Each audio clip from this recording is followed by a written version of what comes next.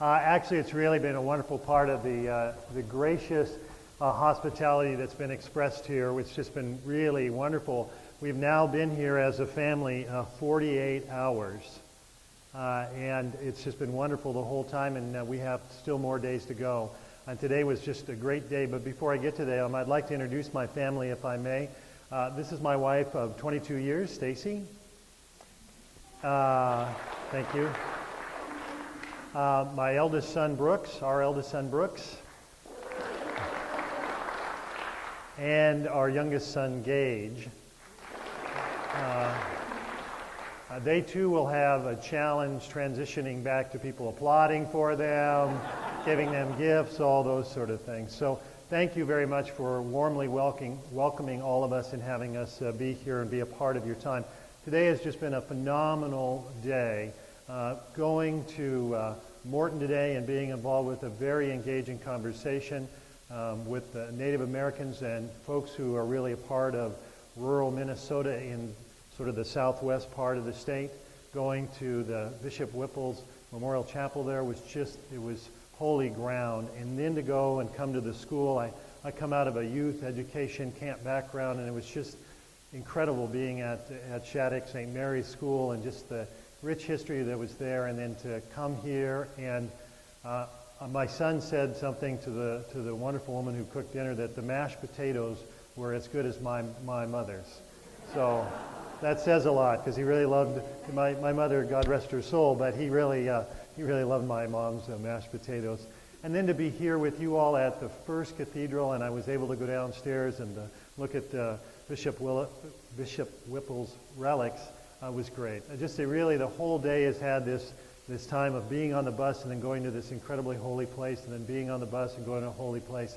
And I think we have a greater sense of sort of the richness of being a part of Minnesota now, and I appreciate the opportunity to do that, and I look forward to the next places we go. You probably at some point hopefully have read the bios and all those sort of things, but I give you just a little bit of the high point, if you will. I really am, this is just who I am. I grew up in a small town. When we left the big city, I live in Spokane now and lived there for a long time, and it's 500,000 people, so it's not like I live in a small town now, although we do live 20 minutes out on 5 acres in a 1905 farmhouse that we rebuilt, so we still have some of that. But when we went out and saw the cornfields and all that, it just sort of fed my soul, because I grew up in an agriculturally rich area in a small town in a small church, and to go and to be in that chapel today just really gave me a feel for that. I'm also a person who has been in the church my entire life, and have gone from small church to work in a cathedral, to work in suburbia, to work on a diocesan staff, to be involved at a larger church level, including, as you know, the Vice President of the House of Deputies. But at my core, there are two things that are about me. One is I really continue to be a kind of a small town person. I come from a small town, small rural place. That's just who I am. The other is I come out of a youth camp background. I met my wife at camp. My kids are still involved with that camp. All of that is kind of what makes part of me tick, and it really is what makes me the person I am, why I'm not standing here behind a podium or anything like that. I was a camp director. I was a teacher. I'm used to doing this with my hands and not doing this and reading. So that's just a part of it. And a part of that at the core is I'm relational. I really come out of a relational background. I come out of that small town feel. I come out of that feel with working with young people, where at our core value is really relational ministry. And that's really what I value most. The opportunities I've had at every stage of my life have been at their core to come and be about building community.